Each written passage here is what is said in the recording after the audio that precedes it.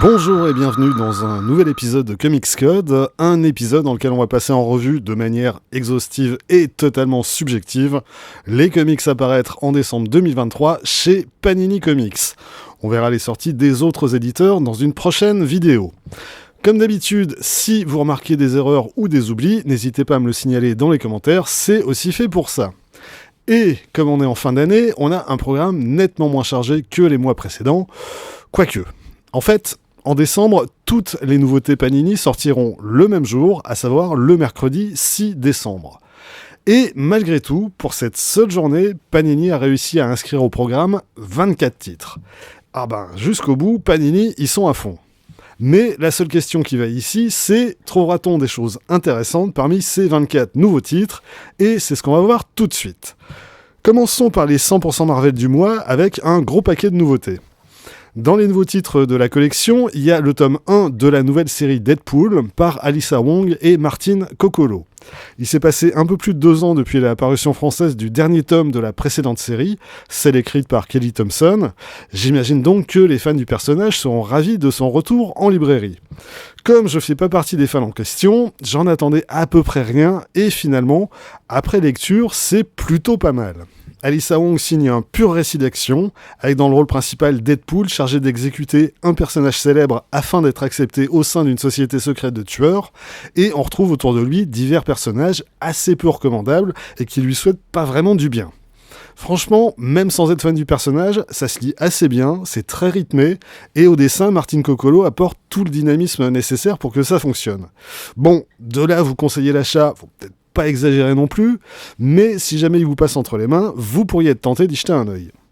Et je pourrais faire à peu près les mêmes commentaires concernant la nouvelle mini-série du Cosmic Ghost Rider, Crise d'identité, par Stephanie Phillips, Juan Cabal et Guiu Villanova. Là, pour le coup, c'est un personnage qui m'intéresse encore moins que Deadpool. De tous les concepts imaginés par Donny Cates dans ses épisodes de Thanos, réédité le mois dernier en Marvel Must Have, celui du Cosmic Ghost Rider est le seul qui était complètement con dès le départ, et ce qui a été fait avec le personnage ensuite est encore pire. Et pourtant, celui-ci se laisse lire sans déplaisir. En gros, Stephanie Phillips a écrit un bon gros western spatial, avec course-poursuite à travers l'espace et grosses bastons à base de laser et de super-pouvoirs cosmiques, plus quelques guests plus ou moins inattendus dans ce contexte. Là encore, ça vole pas très haut, mais au moins on s'ennuie pas à sa lecture. Et tant Juan Cabal que Guiu Villanova font du bon boulot, même s'il faudra m'expliquer comment Marvel se démerde pour pas être foutu de garder un seul et unique dessinateur sur une mini-série en 5 épisodes. Continuons dans le bourrin distrayant avec le 5e et dernier tome des Savage Avengers de Jerry Duggan et Patrick Zircher. Celui-ci, les amateurs français auront dû patienter presque 2 ans avant de pouvoir le lire, puisque le tome précédent était paru en mars 2022. On a donc ici les 6 derniers épisodes de la série, avec l'affrontement final entre Conan et Kulangat, pas mal d'invités, presque autant de morts et une bonne quantité d'allers-retours temporels. Là encore, ça fait partie des séries dont j'attendais à peu près rien et qui finalement étaient pas du tout désagréables à lire. Savage Avengers propose en gros ce qu'on est en droit d'attendre d'un récit mettant en scène Conan, de l'action qui tabasse, du méchant sorcier surpuissant et des morts à gogo. La question qui se pose maintenant, c'est de savoir si Panini publiera la 2e série Savage Avengers, celle signée David Pepose et Carlos Magno, parue aux États-Unis en 2022 et qui a duré 10 numéros. Vu le peu d'empressement de Panini à publier ce dernier tome, on peut légitimement se poser la question, si vous avez vu passer des infos à ce sujet, ça m'intéresse. Continuons les 100% Marvel avec le tome 4 de Moon Knight, toujours écrit par Jed MacKay et dessiné par Federico Sabatini et Alessandro Cappuccio. Je sais que la série a plutôt bonne presse et fonctionne assez bien, au moins aux États-Unis. Perso, j'ai jamais réussi à rentrer dedans, et en plus, graphiquement, tout ça est vraiment très médiocre. Mais ça reste toutefois infiniment plus recommandable que le titre suivant, Extreme X-Men, un nouveau départ, de Chris Claremont et Salvador Larroca, qui reviennent donc le temps d'un récit sur la série qu'ils avaient lancée il y a un peu plus de 20 ans. Et c'est totalement illisible. J'ai beau avoir un respect infini pour tout ce qu'a fait Claremont autrefois, là, vraiment, faut qu'il arrête, ça fait juste de la peine. Ici, le scénariste nous ressuscite Ogun, le ninja tueur de la mini-série Kitty Pryde et Wolverine des années 80, et puis il rajoute tout un tas de sous-intrigues et de sous-personnages qui font que son récit part dans tous les sens et devient très vite pénible à lire. Et comme les dessins de Larroca n'arrangent rien, celui-ci, vraiment, il part direct à la poubelle. Et, un malheur ne venant jamais seul, Panini a décidé de rééditer la première moitié de la série d'époque Extreme X-Men en omnibus.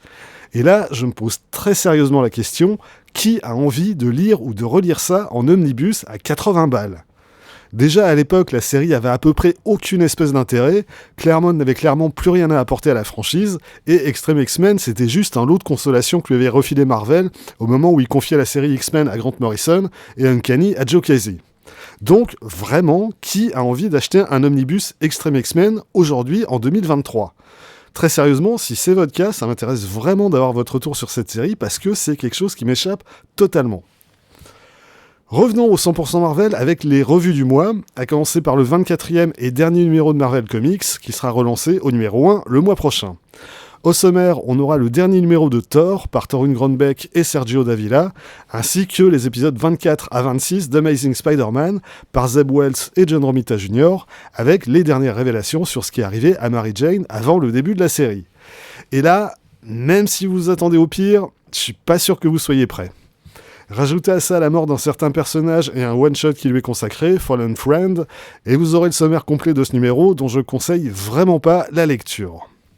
Du côté de Destiny of X, sortie des numéros 22 et 23, avec pas mal de nouvelles mini-séries au programme. C'est ainsi que New Mutants cède la place à New Mutants Lethal Legion, par Charlie Jane Anders et Enid Balam. Knights of X est remplacé par Betsy Braddock Captain Britain, par Tini Howard et Vasco Georgiev. On aura également les premiers numéros de Bishop War College par Jay Oldham et Sean Damian Hill, et de Rogue et Gambit par Stephanie Phillips et Carlos Gomez. Plus le one-shot X-Men Before the Fall Sons of X par Simon Spurrier et Phil Noto. Et puis aussi pour finir, quelques séries régulières qui continuent. X-Men numéro 21 par Jerry Duggan et Stefano Caselli, et X-Force numéro 39 et 40 par Benjamin Percy et Robert Gill. Et tant qu'on en est à parler des X-Men, notons la sortie du numéro 4 des icônes de Marvel qui leur est consacré. Avec au sommaire l'épisode 9 de 1965 par Stan Lee et Jack Kirby, qui marque leur premier affrontement contre les Avengers, le 59 de 1969 par Roy Thomas et Neil Adams, conclusion d'un de leurs combats les plus mémorables contre les Sentinelles, le numéro 100 de 1976 par Chris Claremont et Dave Cockrum, où les nouveaux X-Men font face aux anciens, le numéro 138 de 1980 par Chris Claremont et John Byrne, où Cyclope fait ses adieux à l'équipe, le numéro 273 de 1991 par Claremont et Jim Lee, New X-Men numéro 132 par Grant Morrison et Phil Jimenez, plus deux curiosités, le one-shot X-Men Odd Man Out de 2008 par Roger Stern, Michael Higgins et Dave Cockrum, et enfin un court récit tiré d'Uncanny X-Men annuel numéro 18 de 1994, signé Jeff Lobb et Tim Sale. Restons encore sur l'univers X avec la sortie en Marvel Deluxe de Sword par Ali Wing, Valerio Schiti et Stefano Caselli qui regroupe les 11 épisodes de cette série. Une très bonne série par ailleurs, une des meilleures de la période Krakoa où tout le monde passe son temps à trahir tout le monde. Le problème de cette série, c'est qu'elle est fortement liée à ce qui se passe dans d'autres séries et même pas forcément des séries mutantes. On a ainsi plusieurs épisodes liés à l'Event King in Black, d'autres qui gèrent les conséquences du premier Hellfire Gala, etc. Du coup, lire cette seule série peut donner l'impression qu'on rate plein de références et forcément le plaisir de lecture risque de s'en ressentir. L'autre Marvel Deluxe du mois, c'est le tome 2 du Daredevil d'Ed Brubaker et Michael Lark, avec les épisodes 94 à 106 parus en 2007-2008. Des épisodes davantage axés polar noir que super-héros classiques, dans la lignée du travail de Brian Michael Bendis sur la série. C'est certainement pas ce que Brubaker a fait de mieux, même chez Marvel, mais ça reste une très bonne lecture que je conseille. En Marvel Must-Have, réédition du 1602 de Neil Gaiman et Andy Kubert, la mini-série de 2003, qui réinventait l'univers Marvel au début du XVIIe siècle dans une toute jeune Amérique. Cette histoire a aujourd'hui acquis le statut de classique dans l'univers Marvel. J'avoue que c'est pas quelque chose qui m'a franchement enthousiasmé. J'ai lu ça poliment à l'époque et j'ai jamais eu envie de le relire depuis. Pourtant, c'est pas du tout mauvais, et Andy Kubert, mis en couleur par Richard Isanov, ça a quand même de la gueule, mais cette histoire m'a laissé assez indifférent. Ça me semble toutefois nettement plus conseillable que l'autre must-have du mois, X-Force Sex and Violence, de Craig Kyle, Christopher Yost et Gabriele Dell'Otto, une mini-série en 3 numéros datant de 2010. Bon, en guise de X-Force, il s'agit en fait d'une aventure en duo de Wolverine et de Domino, qui sont pourchassés par la main et la guilde des assassins. Le scénario tient en 2 lignes, et cet album est à recommander exclusivement aux fans de Gabriele Dell'Otto. Et comme j'en fais pas partie, je zappe. Du côté des intégrales, 3 nouveaux titres et une réédition. Mon conseil du mois, c'est l'intégrale Punisher 1987-1988. Avec au sommaire les numéros 4 à 10 de la série régulière, autrefois paru en France en version intégrale chez Semic. Au scénario, on retrouve Mike Baron. Au dessin, les 2 premiers épisodes sont signés Klaus Johnson, les 2 suivants Dave Ross et les 3 derniers Will Sportaccio. A noter que le dernier épisode est un crossover avec Daredevil, l'épisode 257 par Ann Nocenti et John Romita Jr., qui en gros raconte la même histoire mais d'un point de vue différent. Ces épisodes sont dans l'ensemble tout à fait bons, plus axés polar d'action que super-héros classiques, dans lesquels Frank Castle affronte les membres d'une secte, un groupe terroriste et enquête sur une série de meurtres de sans-abri. Au sommaire également l'annual numéro 1, toujours écrit par Baron et dont l'intérêt principal est d'être dessiné par Mark Texeira. Et enfin le graphic novel Assassin's Guild, écrit par Mary Jo Duffy et dessiné par l'Argentin Jorge Zaffino. Les 2 autres nouvelles intégrales du mois sont plutôt à conseiller exclusivement aux fans du Marvel des années 70. Avec pour commencer l'intégral Defenders 1978-1979. Celui-ci, j'en ai déjà parlé involontairement il y a pile poil un an, vu que, à l'époque, Panini s'était planté dans le descriptif du volume précédent et annonçait les épisodes qui en réalité figurent dans ce volume, à savoir les épisodes 58 à 75. Au scénario, on a David Anthony Kraft puis Ed Hannigan. Au dessin, on a à nouveau Ed Hannigan, Sal Buscema et Herb Trimpe. On peut pas dire que ce soit mauvais, mais on peut pas dire que ce soit bon non plus. Côté dessin, il n'y a que la prestation d'Hannigan qui soit un peu intéressante. Au scénario, ça part un peu dans tous les sens. On a droit à une invasion de démons, le retour de Lunatic, un casting sauvage de nouveaux membres potentiels de l'équipe, un petit tour du côté du Valhalla, et pour finir, la séparation du groupe. Ou pas. Tout ça n'a pas forcément bien vieilli, en même temps c'était déjà pas particulièrement bon à l'époque. Même chose avec l'intégrale Super Villain Team Up 1976-1987, qui conclut cette série et y rattache une histoire sans grand rapport et parue 10 ans plus tard. Les épisodes de Super Villain Team Up sont écrits par Bill Mantlo plus Peter Gillis pour les 2 derniers, et au dessin on trouve Jim Shooter, Bob Hall, Keith Giffen, Carmine Infantino et Harvell Jones. A noter que l'épisode 9 est un crossover avec Avengers et le 14 avec les Champions, et que les épisodes en question de ces 2 séries sont également réédités dans ces pages. Comme dans le volume précédent, les intrigues principales tournent essentiellement autour de Submariner et du Docteur Doom, mais Red Skull et Magneto jouent également un rôle important dans certains de ces épisodes. Et ce volume sont conclus avec le graphic novel Emperor Doom, qui date de 1987, et qu'on retrouvait déjà tout récemment, en septembre dernier, au sommaire de l'intégrale 1987-1988 des West Coast Avengers.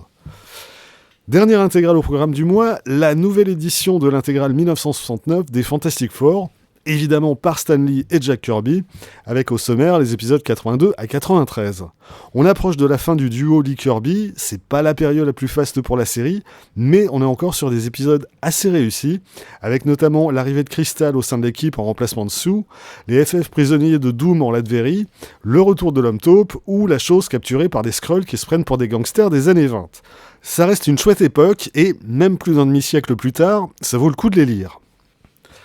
Terminons plus brièvement avec quelques autres sorties du mois, à commencer par celle du dernier tome des Chroniques de Conan, consacré à l'année 1995, avec les numéros 229 à 235 de Savage Sword of Conan.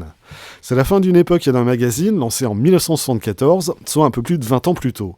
Roy Thomas reste fidèle au poste de scénariste, et il est même rejoint par John Buscema sur les 2 derniers numéros de la série. Sorti également d'un nouveau tome d'Alien, écrit par Declan Shalvey et dessiné par Andrea Brocardo. Celui-ci je l'ai pas lu et j'avoue que le dessin de Brocardo me fait pas très envie. Et côté Star Wars, 4 nouveaux titres sont annoncés. En 100% Star Wars, le tome 6 de Dark Vador, avec les épisodes 28 à 32, par Greg Pak, Luke Ross et Ibrahim Robertson. Star Wars Hidden Empire, avec la mini-série de Charles Soule et Stephen Cummings. À noter que les épisodes de ces 2 titres avaient été précédemment publiés dans les 4 tomes de Hidden Empire. Sorti également de la mini-série Sana Staros par Justina Ireland et Per Perez. Et enfin, en Star Wars Epic Collection, Star Wars Legend, La Nouvelle République, tome 2, avec la première moitié de la série X-Wing Rogue Squadron, autrefois publiée chez Delcourt. Voilà, c'est tout pour aujourd'hui, rendez-vous très vite pour la suite. D'ici là, vous pouvez vous abonner à cette chaîne, laisser un commentaire, partager sur les réseaux sociaux, et surtout, lire des comics. Soyez sages, et à bientôt.